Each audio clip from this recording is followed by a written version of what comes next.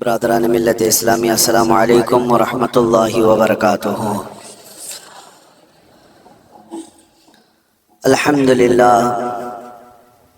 الحمدللہ الحنان المنان الذي خلق الانسان وعلمه البيان، والصلاة والسلام على رسوله سید الانس والجان وعلى آلہ واصحابہ ذوی الخیر والإحسان، اما بعد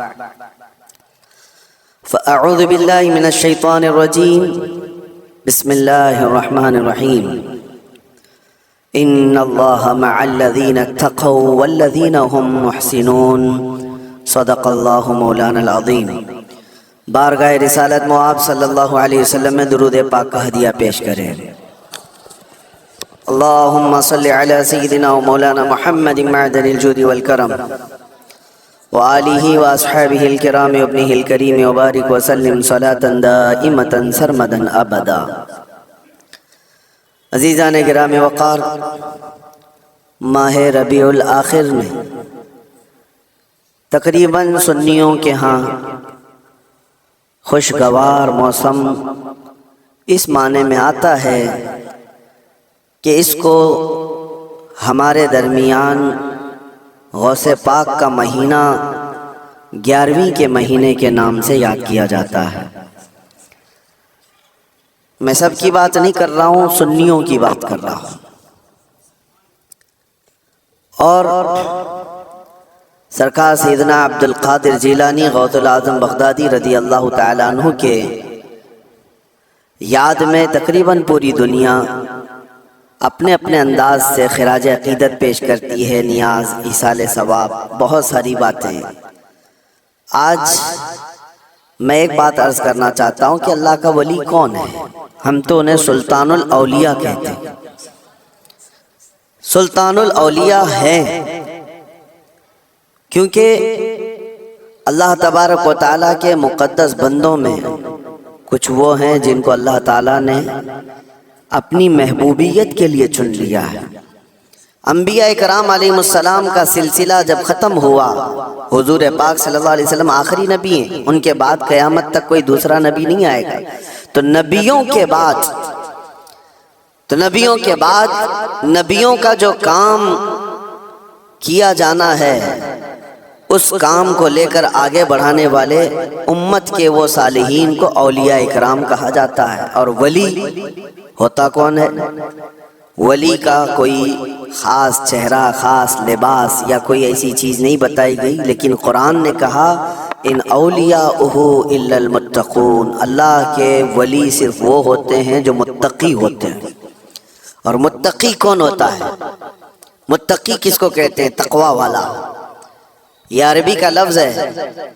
متقی کس کو کہتے ہیں؟ اس کی بہت ساری ڈیفینیشن ہے۔ ایک چیز میں بتاؤں، حضور پاک صلی اللہ علیہ وسلم نے فرمایا کچھ چیزیں حلال ہیں، کچھ چیزیں حرام ہیں۔ حلال بھی سب کو پتہ ہے یہ حلال ہے، حرام بھی سب کو پتہ ہے یہ حرام ہے، جو واضح ہے، جس میں کوئی شک نہیں۔ لیکن حلال اور حرام کے بیچ میں کچھ چیزیں ایسی ہیں جن کے بارے میں شک ہوتا ہے کہ حلال ہے کہ نہیں ہے، حرام ہے یا نہیں۔ تو فرمایا گیا ایسی شک والی چیزوں کو چھوڑ دینے کا نام تقویٰ ہے، حرام چیزیں چھوڑنے کا نام نہیں۔ حرام چیزیں چھوڑنا تو مسلمان کے لیے ضروری ہے۔ شراب نہیں پیتا، چوری نہیں کرتا، زنا نہیں کرتا، یہ ساری چیزیں نہیں کرتا، یہ تو مسلمان کے لیے ضروری ہیں۔ لیکن چند وہ چیزیں ہیں جو حرام اور حلال کے بیچ میں مشکوک ہیں، ان چیزوں کو بھی چھوڑ دینے کا نام تقویٰ ہے۔ اور تقویٰ دل سے ہوتا ہے، تقویٰ دل سے ہوتا ہے۔ اس طور پر سمجھ لیں کہ ہمیشہ اس کے سینے میں اللہ کا خوف ہو، ہر گھڑی اللہ تبارک و تعالیٰ کی خشیت ہو، اس کو تقویٰ کہا جاتا ہے۔ تقویٰ، اور تقوی کے بغیر کوئی ولی نہیں ہوتا۔ تقویٰ سب سے بڑی چیز یہ ہے کہ تقویٰ کراتا کیا ہے؟ ٹھنڈیوں میں بستر چھوڑ کر کھڑا ہو جاتا ہے بندہ اللہ کی عبادت کے لیے، تقویٰ ہے۔ رات کے وقت وہ جب لوگ سو رہے ہوں یہ رب تعالیٰ کے حضور کھڑا ہو جاتا ہے، یہ اللہ کا خوف اس کو بستروں سے اٹھا دیتا ہے، یہ تقویٰ ہے۔ اللہ کا خوف اسے ایسی جگہوں کی طرف دیکھنے بھی نہیں دیتا جس کو دنیا عام طور پر دیکھتی ہے، یہ تقویٰ ہے۔ اللہ کا خوف اس کے سینے میں، اس کی آنکھیں محفوظ ہیں، اس کی زبان محفوظ ہے، اس کا دل محفوظ ہے، اس کے ہاتھ پیر محفوظ ہیں گناہوں سے، یہ تقویٰ ہے۔ اور یہ تقوی کے ساتھ ہی کوئی اللہ کا ولی ہوتا ہے۔ اللہ کا ولی وہ نہیں کہ لٹھ چھوڑ کر کے رکھا ہے بالوں کی، 10 انگوٹھیاں پہن کے گھوم رہا ہے اور کوئی بھی بابا بن کر کے لوگوں کو لوٹ رہا ہے، اس کو لوگ سمجھ لیے کہ اللہ کا ولی ہے۔ اللہ کا ولی وہ نہیں ہوتا۔ سب سے بڑی بات آپ کو میں بتاؤں، حضور پاک صلی اللہ تعالیٰ علیہ وسلم کو چھوڑ کر کے کوئی اللہ تک پہنچ ہی نہیں سکتا۔ بخدا خدا کا یہی ہے در، نہیں اور کوئی مفر مکر، جو وہاں سے ہو یہیں آ کے ہو، جو یہاں نہیں تو وہاں نہیں۔ بے ان کے واسطے خدا کچھ عطا کرے، ہاشا غلط یہ ہوس بے بصر کی ہے۔ حضور کو چھوڑ کر کے کوئی ڈائریکٹ جانے والا راستہ ہے ہی نہیں، نبی پاک صلی اللہ علیہ وسلم۔ اب یہ بات میں کیوں کہہ رہا ہوں، کچھ وہ لوگ جو ولی بننے کا دعویٰ کر رہے ہیں، ڈھکوسلا ہے، جن کے ہاں حضور پاک کی شریعت کا کوئی لحاظ نہیں۔ حضور سے اگر محبت ہو تو حضور کی سنت سے بھی محبت ہوگی، حضور سے اگر محبت ہو تو حضور کی شریعت سے محبت ہوگی۔ نبی پاک صلی اللہ تعالیٰ علیہ وسلم کے صحابہ میں صدیق اکبر سے بڑھ کر ولی کون ہے؟ فاروق اعظم کی طرح ولی کون ہے؟ عثمان غنی کی طرح اللہ کا ولی کون ہے؟ حیدر کرار تو شاہ ولایت ہیں، ولیوں کے سردار ہیں۔ تو مجھے آپ بتاؤ، یہ صحابہ میں سے کبھی کوئی ایسا صحابی جو رسول اللہ کی اقتداء کرنے میں پیچھے رہ گیا ہو، کوئی نماز قضا کرتا ہو، شریعت کی دھجیاں اڑاتا ہو؟ کوئی ایک بھی صحابی آپ کو ایسا نہیں ملے گا، ایک بھی صحابی نہیں ملے گا، کیونکہ سب کو پتا ہے رسول پاک صلی اللہ علیہ وسلم کا دروازہ چھوڑ کر اللہ تک نہیں پہنچ سکتا، کوئی نہیں پہنچ سکتا۔ اب میں یہاں پر آپ کو ایک مثال دے دوں کہ بغداد میں ایک بار یہ مشہور ہو گیا کہ ایک اللہ کے ولی دریائے دجلہ کے پاس آئے، بہت عبادت کرتے ہیں، بہت توجہ سے۔ غوث پاک کا زمانہ ہے، سرکار غوث پاک کو جب یہ خبر ہوئی کہ ایک کوئی بڑے ولی آئے ہیں دریائے دجلہ کے پاس عبادت کر رہے ہیں، تو آپ نے کہا اللہ کے ولیوں سے ملاقات یہ اپنے آپ میں ایک عبادت ہے، میں ان سے ملاقات ضرور کروں گا۔ تو سرکار غوث پاک بھی چلے گئے دریائے دجلہ کے پاس کہ وہ اس اللہ کے ولی سے میں ملاقات کروں۔ جب وہاں پہنچے تو پتا چلا کہ وہ صبح ہی وہاں سے رخصت ہو گئے تھے، چلے گئے تھے، غوث پاک سے ان کی ملاقات نہیں ہو پائی۔ لیکن لوگوں میں مشہور تھا، سارے لوگ دیکھ رہے تھے، وہ کنٹینیو عبادت کرتے تھے، مسلسل عبادت کرتے تھے۔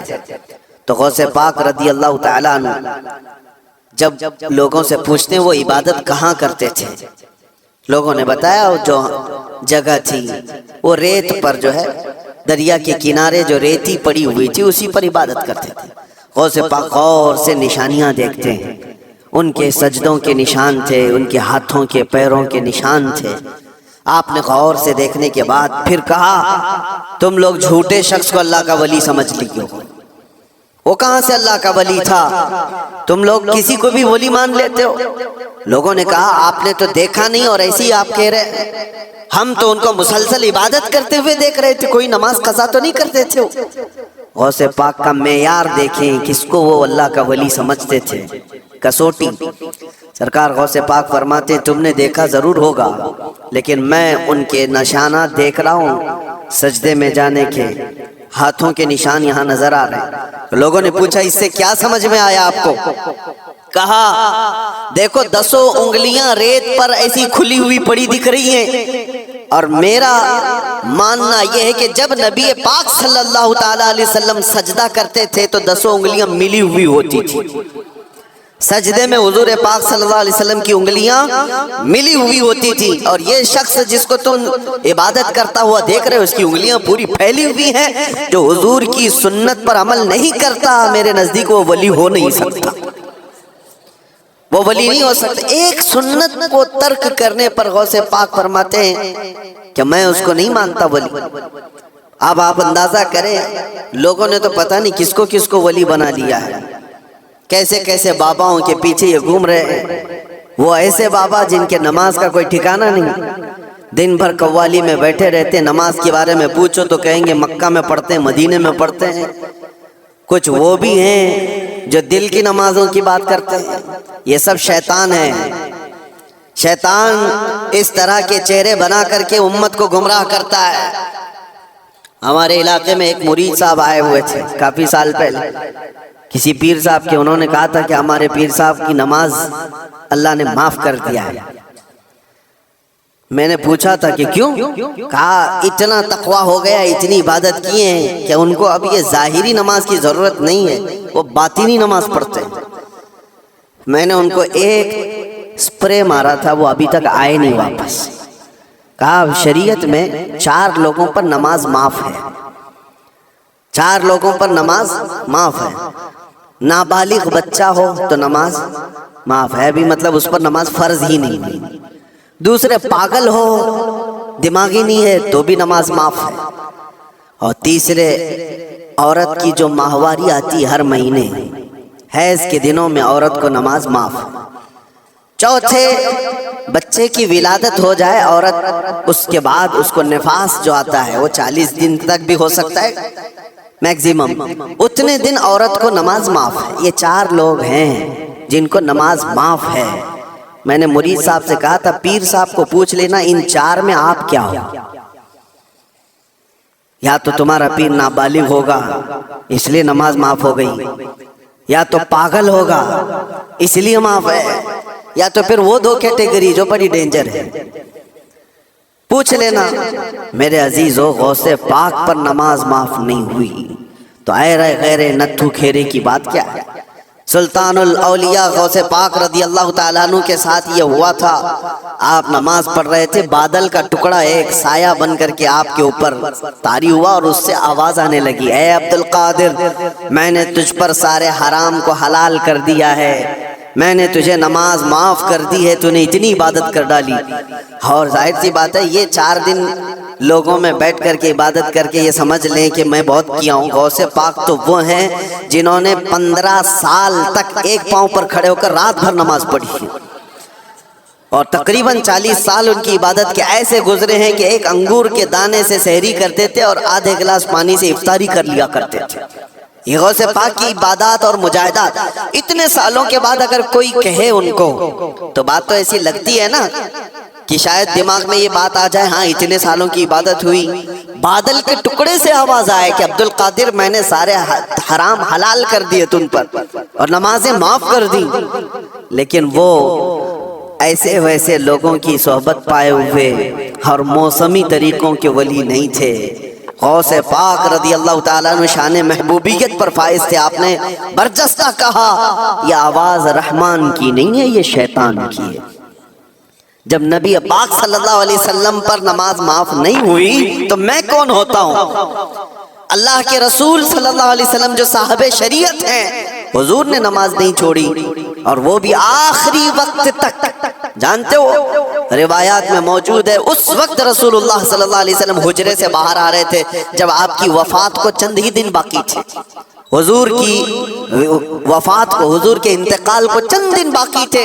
حضرت ابوبکر صدیق امامت کر رہے تھے، لیکن اس کے باوجود رسول پاک صلی اللہ علیہ وسلم سخت علالت کے بعد حجرے سے باہر تشریف لائے تھے، اس حالت میں کہ روایات میں موجود ہے حضور 2 صحابہ کے کندھوں پر ہاتھ رکھ کر کے باہر آ رہے تھے، پیر زمین پر نہیں لگ رہے تھے۔ اس قدر شدت کی تکلیف کے ساتھ بھی نبی پاک صلی اللہ علیہ وسلم مسجد میں تشریف لا رہے ہیں، اور یہاں مرغ مسلم توڑتے ہوئے بیٹھے ہوئے وہ پیر کہتے ہیں کہ ہمارے لیے نماز معاف ہے۔ غوث پاک نے جب یہ کہا کہ یہ رحمان کی آواز نہیں، یہ شیطان ہے، میرے لیے نماز معاف نہیں ہو سکتی، تو غوث پاک رضی اللہ تعالیٰ عنہ پر اس نے غرور اور تکبر میں لانے کے لیے ایک دوسرا حملہ کیا تھا اور کہا عبدالقادر تم بہت پڑھے لکھے ہو، بہت علم ہے تمہارے پاس، تم پڑھے لکھے نہ ہوتے، علم نہ ہوتا تو آج میرے گمراہی میں آ جاتے۔ شیطان اپنی اصلی حالت پر آ گیا، کہا ٹھیک ہے تم نے مجھے پہچان لیا، لیکن تم بہت پڑھے لکھے ہو، تمہارا علم اتنا ہے کہ تم بچ گئے۔ غوث پاک نے کہا تو دوسرا حملہ کر رہا ہے مجھ پر، میرے علم نے نہیں بچایا، مجھے رب کے فضل نے بچایا۔ یہاں پر بھی آدمی بہک سکتا ہے، اگر ہاں کہہ دیا کہ ہاں میں تو پڑھا لکھا ہوں، میں بہت علم والا ہوں، اسی لیے بہت سارے علم والے بھی بھسم ہو گئے، علم والے بھی بہک گئے۔ علم کے ساتھ رب کا فضل ہے تو پھر وہ بچ جاتا ہے۔ میرے عزیزو، عرض یہ کرنا ہے کہ حضور پاک صلی اللہ علیہ وسلم کی شریعت کو چھوڑ کر کے کوئی ولی نہیں ہو سکتا۔ غوث پاک رضی اللہ تعالیٰ عنہ کی 11ویں کرنے والے، نیاز کرنے والے، سب سے میرا ایک ہی کہنا ہے اور سب کے لیے ایک میسج ہے کہ تمہاری 11ویں، تمہارے کچڑے، تمہارے نیاز یہ فرض نہیں، نہ ہی واجب ہیں، مستحب کے درجے میں آ سکتے ہیں، لیکن فجر کی نماز سے لے کر عشاء کی نماز تک فرض یہ تمہارے اوپر ایسا ضروری ہے کہ اس چیز کے لیے کوئی معافی نہیں ہے۔ ایک سال تم نے دیگ نہیں بنائی، نیاز نہیں کی، تو قیامت کے دن نہیں پوچھا جائے گا کہ تم غوث پاک کی فاتحہ کرتے تھے کہ نہیں کرتے تھے، یہ سوال نہیں ہوگا، لیکن یہ سوال ضرور ہوگا کہ فجر میں اٹھے کیوں نہیں تھے، یہ سوال ضرور ہوگا اتنی نمازیں قضا کیوں ہوئی تم سے۔ میرے عزیزو، نوافل اور مستحبات میں پڑی ہوئی یہ امت، میں منع نہیں کرتا، آپ شوق سے، ہم بھی کرتے غوث پاک رضی اللہ تعالیٰ عنہ کے دربار میں ایصال ثواب کے لیے، مرحومین کے لیے ہم نیاز، فاتحہ، ساری چیزیں کرتے ہیں، لیکن اس کا مطلب یہ نہیں ہے کہ کل وہی ہے اور اللہ تبارک و تعالیٰ کی یہ عبادتیں کچھ معنی نہیں رکھتی، نماز نہیں ہے، قرآن نہیں ہے۔ عزیزان گرامی، میں ان لوگوں سے پوچھتا ہوں جو 2-3 گھنٹے قوالیوں پر رقص کرتے ہیں، قرآن کی ایک سورہ بھی تو سن کے دکھاؤ، وہ رب کا کلام ہے، اللہ کا کلام ہے۔ کسی قاری قرآن سے تم قرأت سن کر کے جھومو، پھر پتہ چلے کہ ایمان تمہارے دل میں کتنا ہے۔ ڈھول باجوں پر رقص کرنے والی قوم، ایمان سے اگر تعلق ہے تو ان خرافات میں نہیں جا سکتا کبھی۔ ایمان مضبوط کرو، اولیاء کاملین کی جماعت سے وابستہ رہنا یہ ضروری ہے، لیکن اس کا مطلب صرف یہ نہیں جو بنایا گیا ہے۔ ہم سنیوں پر ایک بڑا الزام یہ لگایا جاتا ہے کہ یہ صرف چادر، گاگر، جلوس، فاتحہ، نیاز، 11ویں والے لوگ ہیں۔ میرے عزیزو، وہ ایک پارٹ ہے۔ ظالموں نے جس طرح کا یہ ہمارے اوپر الزام لگا کر رکھا ہے کہ یہ سجدے کرنے والے لوگ ہیں، قبر کی پوجا کرنے والے لوگ ہیں، اور مزارات اولیاء پر جا کر شرک و بدعت کرنے والے لوگ ہیں، دنیا کو یہ پھیلا کر کے رکھا گیا۔ ہم اس سے برات کا اظہار کرتے ہیں۔ ہم سنی مزار کو سجدہ تو چھوڑو، ہم رسول کو بھی سجدہ نہیں کرتے۔ سجدہ صرف اور صرف اللہ وحدہ لا شریک کے لیے ہے، عبادت صرف اللہ رب العزت کے لیے ہے۔ سجدہ تو دور کی بات، جھکنا بھی جائز نہیں ہے، جھکنا بھی جائز نہیں۔ ہم اس عقیدے کے حامل ہیں، الحمدللہ، مزارات پر جاتے ہیں تو شرک و بدعت کے لیے نہیں، میرے مصطفیٰ کے فرمان پر جاتے ہیں، حضور پاک صلی اللہ علیہ وسلم کے فرمان کی بنیاد پر جاتے ہیں۔ اور رہی بات اولیاء کاملین کے مزارات پر جا کر دعا کرنا، یہ قرآن سے ہم اخذ کرتے ہیں کہ سیدنا زکریہ علیہ السلام، زکریہ علیہ السلام اللہ کے نبی ہیں، پتہ ہے بیت المقدس کے امام، قرآن میں ہے 3 پارے میں، سورہ آل عمران، آپ پڑھ کر کے دیکھنا، ان کو اولاد نہیں تھی، 90 سال کی قریب عمر ہو گئی تھی، لیکن اسی وقت بیت المقدس میں حضرت بی بی مریم کو لایا گیا تھا۔ حضرت بی بی مریم کا بھی معاملہ ایسا ہے، ان کی والدہ منت کری تھی، ان کے والد عمران، ان کی والدہ حنا، ان کو بھی اولاد نہیں تھی، انہوں نے منت کی تھی کہ اللہ اگر ہم کو تو بیٹا دے تو ہم بیت المقدس کی خدمت میں وقف کریں گے۔ بیٹا نہیں ہوا، بیٹی ہوئی۔ منت کے مطابق انہوں نے اپنی بیٹی کا نام مریم رکھا اور لا کر کے بیت المقدس میں وقف کر دیا بچپن میں۔ تو کس کو دیا جائے گا؟ جو بیت المقدس کے امام تھے، متولی تھے، حضرت زکریا علیہ السلام، ان کے ہاتھ میں دیا گیا کہ بچی وقف ہے۔ حضرت زکریا علیہ السلام نے قبول کیا اور ایک محراب میں بچی کو رکھتے تھے۔ قرآن میں یہ ذکر ہے، میں بتا رہا ہوں آپ کو۔ اور حضرت زکریا علیہ السلام کہتے ہیں کلما دخل علیہا زکریا المحراب وجد عندها رزقا قالت یا مریم انا لکی هذا قالت هو من عند اللہ ان اللہ یرزق من یشاء بغیر حساب۔ جب حضرت زکریا علیہ السلام محراب مریم میں جاتے تو کہتے ہیں قسم قسم کے پھل وہاں پر رکھے ہوئے پاتے تھے۔ تو حضرت زکریا پوچھتے مریم یہ سب تیرے پاس کہاں سے آتا ہے؟ حضرت مریم کہتی ہیں سب اللہ کی طرف سے ہے، اللہ جسے چاہے بے حساب رزق دیتا ہے۔ مریم کون ہے؟ نبی نہیں ہے۔ حضرت مریم ہاں اللہ کی ولیاں ہیں، پاکیزہ مقدس ہستی، لیکن ان کو اللہ تبارک و تعالیٰ نے وہ کرامات سے نوازا تھا، وہ بچپن میں پھل وغیرہ ان کو رزق کے طور پر پہنچ رہا تھا۔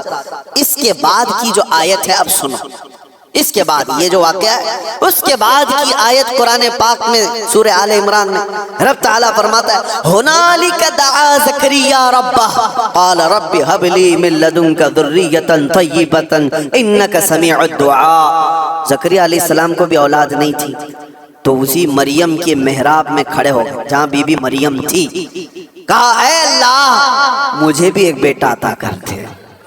ہنالک دعا زکریا ربا، یہ قرآن کی آیت ہے۔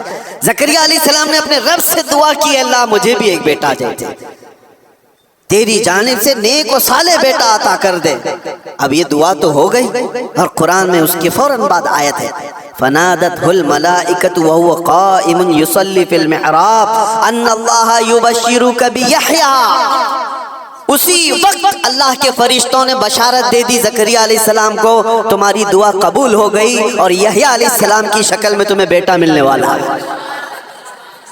اتنی تیز دعا۔ اب میں آپ کو بتاتا ہوں یہ آیت میں کیوں پڑھ رہا ہوں اور کیوں آپ کے سامنے رکھ رہا ہوں۔ زکریا علیہ السلام خود اللہ کے نبی اور جہاں کے امام ہے وہ بیت المقدس ہے، دنیا کا سب سے مقدس ترین مقام۔ اس وقت بیت المقدس میں حضرت زکریا علیہ السلام جہاں عبادت کرتے تھے وہیں پہ دعا بھی تو کر سکتے تھے، وہیں پر دعا کر سکتے تھے، لیکن قرآن یہ کہتا ہے وہ محراب مریم میں آ کر کے دعا کر رہے ہیں۔ محراب مریم میں جہاں بی بی مریم بیٹھی وہاں دعا کر رہے ہیں۔ اس سے پتہ یہ چلتا ہے کہ اللہ کے صالح بندے جہاں ہوتے ہیں وہاں سے دعائیں قبول ہوتی ہیں۔ پتہ چلا جہاں نیک و صالح اللہ کے ولی رہا کرتے ہیں وہاں سے جب نبی کی دعا قبول ہوتی ہے تو پھر امتی کی کیوں نہیں قبول ہوتی؟ اور فوراً دعا قبول ہوئی اور بیٹا بھی ملا۔ اب یہ لوگ کہتے ہیں غریب نواز کے یہاں جاتے ہیں تو کیا بیٹا ملتا ہے؟ بیٹی ملتی ہے، اولاد مانگنے جاتے ہیں۔ ظالمو تمہیں پتہ نہیں زکریا علیہ السلام بی بی مریم کے پاس کھڑے ہو کر بیٹا مانگے تھے تو بیٹا نبی کی شکل میں ملا تھا۔ ہاں یہ نہیں ہے کہ وہ بی بی مریم سے مانگ رہے تھے، وہ اللہ سے مانگ رہے تھے، لیکن جگہ کون سی ہے؟ جگہ کا بھی اثر ہوتا ہے۔ ہاں ایک بات میں آپ کو بتا دوں کہ جگہ کا اگر اثر نہیں ہوتا تو مسجدیں اور یہ ساری چیزیں بنانے کی ضرورت کیا ہوتی؟ عبادت کرنے کے لیے بھی جگہ ہے، کھانا کھانے کی بھی آپ کے گھر میں جگہ ہے، حاجت میں جانے کے لیے بھی کوئی جگہ ہے، آپ کا ٹریٹمنٹ کرنے کے لیے ہاسپٹل میں بھی جگہ ہے۔ ہر چیز ایک ایک جگہ پر ہوتی ہے کہ نہیں ہوتی؟ ہوتی۔ جن لوگوں کا وہ ماننا ہے کہ کچھ بھی نہیں ضروری ہے وہاں جانا یہاں جانا، تو میں ان سے کہتا ہوں کبھی باتھ روم میں بیٹھ کر کے ڈاکٹر سے اپنا علاج کرا لو گے؟ جگہ تو جگہ ہی ہے، بیٹھے ہو نہیں ہے، آپ کو پتہ ہے اس کے لیے ہاسپٹل جانا ہوگا، اس کے بیڈ پر سونا ہوگا، وہاں پر وہ کچھ ٹریٹمنٹ کرے گا۔ کیا ضرورت ہے پوچھتے ڈاکٹر سے آ جاؤ میرے ٹوائلٹ میں علاج کر لو، یہیں انجیکشن لگا لو۔ میرے عزیزو گندگیوں میں بیٹھا ہوا آدمی وہ اپنا علاج کرانے کے لیے بھی اٹھ کر کے چلا جاتا ہے۔ بلا تشبیہ بلا تمثیل میں آپ سے کہہ رہا ہوں کہ ہم پتہ نہیں کیسے کیسے گناہوں میں مبتلا ہیں، یہاں سے نکل کر کے ہم ان پاک ستھری جگہوں میں جاتے ہیں جہاں اللہ کے ولی آرام فرما، اور اس جگہ پر کھڑے ہو کر ہم اللہ ہی سے دعا کرتے ہیں اور پاکیزہ مقام کی برکت سے اللہ دعائیں قبول کرتا ہے۔ یہ سنیوں کا عقیدہ میں بتا رہا ہوں، ظالموں کا بنایا وہ نہیں پتا ہم کو۔ سنیوں کا عقیدہ یہ ہے ہم ان پاکیزہ مقدس ہستیوں کی بارگاہ میں اس لیے جاتے ہیں، یہ ایک چیز نہیں ہے، ایسی کئی مثالیں ہیں، کئی مثالیں۔ حدیث الاسراء والمعراج جو حضور صلی اللہ علیہ وسلم کے معراج کا سفر ہے نا، اس سفر میں ایک روایت یہ بھی ملتی ہے کہ ایک جگہ پر حضور پاک صلی اللہ علیہ وسلم رک گئے۔ حضرت جبرائیل امین نے کہا یہاں پر آپ 2 رکعت نماز پڑھ لیں۔ حضور پاک صلی اللہ علیہ وسلم نے وہاں پر 2 رکعت نماز ادا کی اور اس کے بعد پوچھا جبرائیل سے یہ کون سا مقام ہے؟ توجہ۔ تو حضرت جبرائیل علیہ السلام نے کہا اے اللہ کے نبی یہ وہ جگہ ہے جہاں حضرت عیسیٰ علیہ السلام کی پیدائش ہوئی تھی۔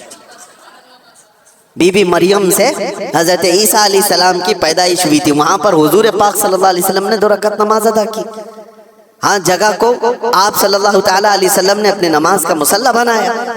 اس روایت سے میں آپ کو بتانا چاہتا ہوں جہاں عیسیٰ علیہ السلام پیدا ہوئے وہاں ہمارے نبی نماز پڑھے، اور جہاں میرے مصطفیٰ پیدا ہوئے ہو کیا وہ جگہ دعاؤں کی قبولیت کی نہیں ہو سکتی؟ صرف اتنا ہی نہیں میرے عزیزو، مقدس مقامات کو اللہ تبارک تعالیٰ نے خود فرمایا ہے، خود فرمایا ہے کہ آپ خانہ کعبہ جاتے ہیں طواف کرنے کے لیے، طواف کرنے کے بعد جیسے ہی طواف ختم ہوتا ہے اس کے بعد سب سے پہلا کام آپ کا کیا ہے؟ قرآن کہتا ہے پہلے پارے میں وَاتَّخِذُوا مِن مَقَامِ إِبْرَاهِيمَ مُصَلًّى، مقام ابراہیم کو اپنی نماز کی جگہ بنا لو۔ مقام ابراہیم ہے کیا چیز؟ مقام ابراہیم کیا ہے؟ جا کر کے آپ دیکھنا، اس میں ایک پتھر ہے جس پہ حضرت ابراہیم علیہ السلام کے 2 پیروں کے نشان ہیں، بس اس کے علاوہ کیا ہے؟ ایک پتھر ہے، اس پر ابراہیم علیہ السلام کے 2 پیروں کے نشان ہیں۔ تو اس پتھر کے پاس رب تبارک و تعالیٰ فرماتا ہے تم اپنی نماز پڑھو، حاجی ہو کہ معتمر ہو کہ خالی طواف کرنے والا ہو، 7 چکر طواف کے بعد مقام ابراہیم پر وہ ضرور 2 رکعت نماز پڑھے گا، 2 رکعت نماز پڑھے گا۔ ان کو پتہ نہیں، جو اعتراض کرنے والے وہ پوچھتے نہیں کہ پتھر کو عبادت کر رہے ہیں لوگ، یہاں پہ پتھر کو سجدہ کرنے جا رہے ہیں۔ نہیں ظالموں، پتھر کو سجدہ نہیں کر رہے، یہ رحمان کا حکم ہے، رحمان کا حکم ہے، اس لیے حکم ہے کہ وہ پتھر اب افضل ہو گیا جس پر اللہ کے نبی کے پیروں کے نشان ہیں، جس پر کھڑے ہو کر ابراہیم علیہ السلام نے پورے کعبے کی عمارت تعمیر کی تھی، وہ پتھر افضل ہو گیا۔ اب آپ سوچو پتھر کھڑے ہونے والے نبی کی وجہ سے افضل ہے تو پھر وہ نبی کتنے افضل ہے، ہاں ان کے قدم کتنے افضل ہیں۔ ہم تبرکات والے لوگ ہیں اس لیے ہم ان کی نہیں مانتے، ہم تو چھوٹی سی بھی کوئی چیز نسبت کی ملتی ہے تو ہم اس کو احترام سے سر آنکھوں پر رکھتے ہیں۔ آج بھی بحمدہ تعالیٰ حضور پاک صلی اللہ علیہ وسلم کے منہ مبارک پوری دنیا میں دیکھے تو سنیوں کے پاس ہی ملے گی، کیونکہ قدر ان کو ہی ہے اور وہ چاہتے ہیں کہ حضور پاک صلی اللہ علیہ وسلم سے ریلیٹڈ جو بھی چیز ہے وہ عظمت والی ہے۔ اولیاء کاملین کی بات کر رہے ہیں میرے عزیزوں، بہت ساری باتیں اب آپ کو میں بتاتا ہوں۔ جو ایک بڑا سوال یہ ہے کہ یہ اولیاء کرام کے لیے کہانیاں گڑھ لیتے ہیں لوگ، کرامت کرامت کرامت کہتے ہیں۔ جو کرامت کا انکار کر رہا ہے وہ قرآن کا انکار کر رہا ہے۔ ہاں ہر ولی کی کرامت تو قرآن سے میں نہیں بتا رہا، لیکن اللہ تبارک و تعالیٰ نے جو فرمایا وہ آپ کو بتا رہا۔ ہم نے کہا غوث پاک رضی اللہ تعالیٰ عنہ، اب چند باتیں میں سرکار غوث پاک کی بتا کر اس اعتراض کا جواب دیتا ہوں۔ سلطان الاولیاء غوث پاک رضی اللہ تعالیٰ عنہ کی بارگاہ میں ایک عورت آئی اپنے بچے کو لے کر، کہا کہ اس کو اپنے پاس رکھ لیجئے۔ آپ نے قبول کر لیا، بچہ تربیت میں آ گیا۔ غوث پاک کی بارگاہ میں رہنا پلنا کس کے نصیب میں ہو؟ چند مہینوں کے بعد وہ خاتون آئی، اپنے بیٹے کو دیکھا، بہت دبلا پتلا، بالکل کانٹی ہو گیا، ہڈیاں نکل گئی۔ ماں تو ماں ہے، دیکھتی ہے بچہ کیسا ہو گیا، سوکھ گیا، کاٹا ہو گیا۔ تو اس نے دیکھا کہ غوث پاک کہاں ہیں، جا کر کے دیکھتی ہے اندر تو غوث پاک کے دسترخوان پر اچھی اچھی غذائیں تھی، کچھ مرغ گوشت وغیرہ رکھے ہوئے تھے، اور یہ بوڑھی عورت کا بیٹا سوکھی روٹی پانی میں بھگو کر کھا رہا ہے، کونے میں بیٹھا ہوا۔ اب ایک ماں کو لگے ہی بات، خود اتنا اچھا کھانا کھا رہا ہے، میرے بیٹے کو پرورش میں رکھے کیسا کھانا کھلا رہے ہیں۔ اس عورت نے کہا یہ کیسی تربیت ہے سیدنا عبد القادر، یہ کیا ہے، میرا بچہ تو ایسا ہے۔ آپ نے جواب کچھ نہیں دیا۔ تھوڑی دیر کے بعد کھانا ختم ہونے کے بعد ان ہڈیوں کو ایسے جمع کیا اور کہا قم باذن اللہ، اللہ کے حکم سے اٹھ جاؤ۔ ایک مرغی پھڑ پھڑاتی ہوئی کھڑی ہوگی۔ ہاں آپ نے کہا کہ جب تیرا بچہ اس قابل ہو جائے تو وہ بھی روز مرغی کھائے۔ اس کی تربیت چل رہی ہے، اس کی تربیت چل رہی ہے۔ جب بندہ اپنے نفس کو مار لیتا ہے تو اللہ ساری طاقتیں اس کو عطا کرتا ہے۔ اللہ کے لیے جب بندہ دنیا چھوڑ دیتا ہے تو اللہ اس کا ہو جاتا ہے۔ تو غوث پاک کی یہ بات بتانے پر ایک صاحب مجھ سے کہہ رہے تھے کہاں سے آپ یہ ساری چیزیں لے کر کے آ گئے کہ ایک بندہ بھی کسی چیز کو زندہ کر رہا ہے۔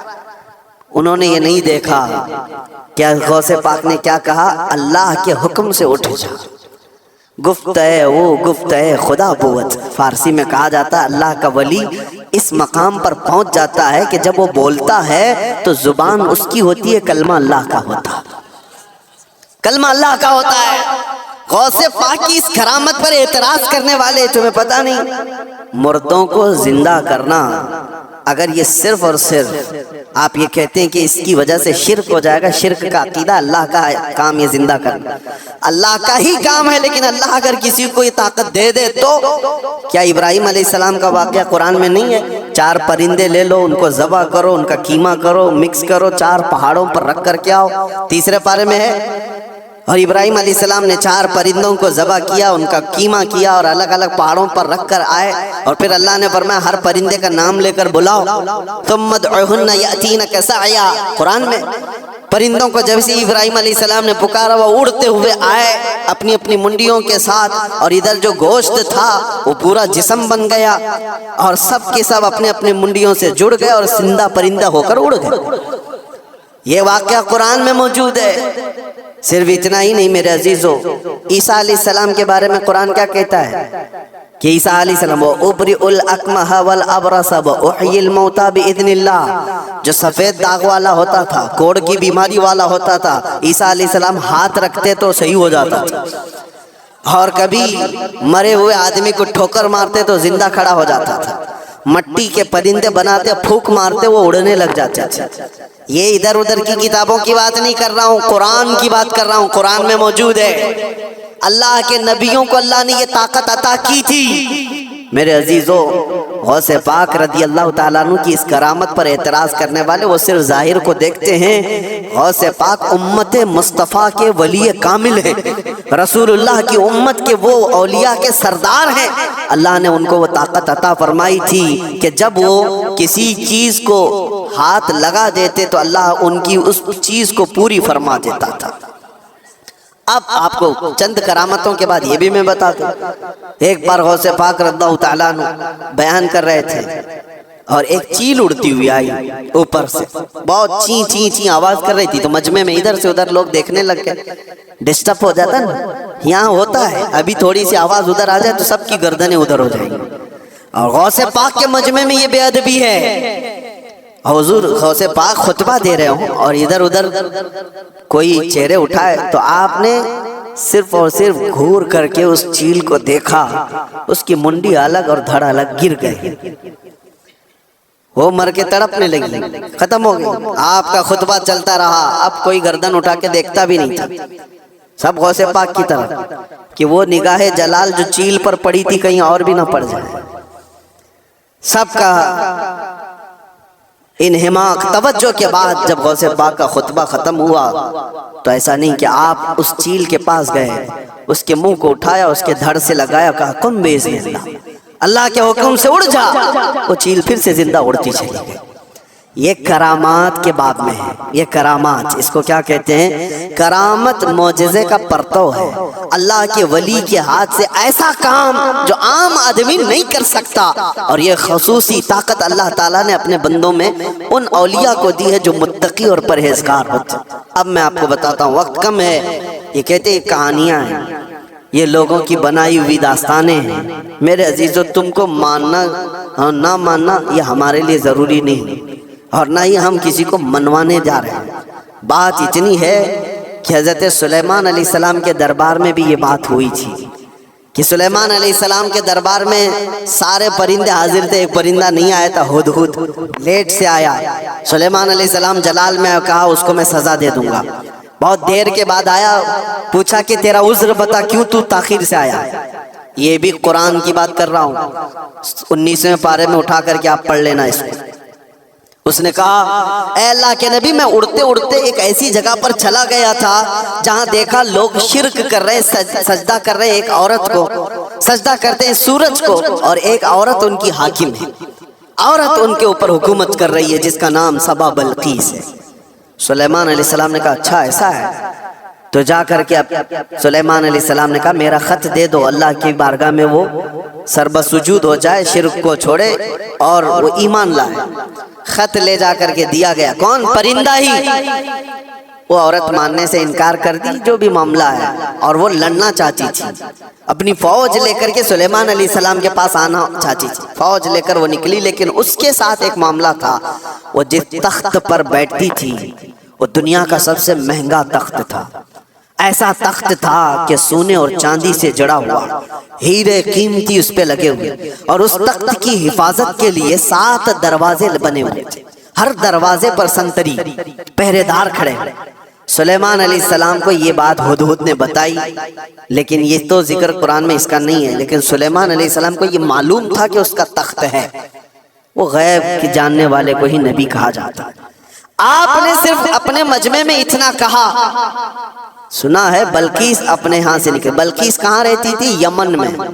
سلیمان علیہ السلام کہاں رہتے تھے؟ فلسطین میں۔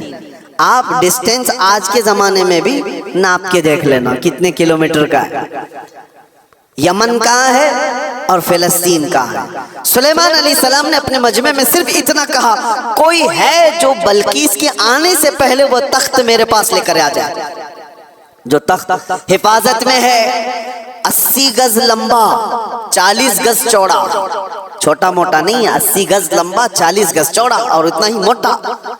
تو سلیمان علیہ السلام نے جب یہ کہا تو کس نے جواب دیا سب سے پہلے؟ وہ بھی قرآن میں، قال عفریت من الجن انا آتیک بہ قبل ان تقوم من مقامک۔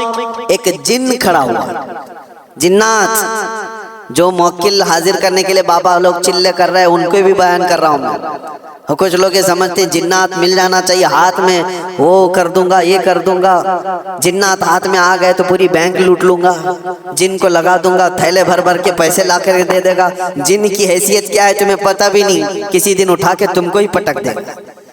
جن کیا کہتا ہے قرآن میں ہے، اے اللہ کے نبی میں لا کے دوں گا، وہ تخت میں لا کر کے دوں گا۔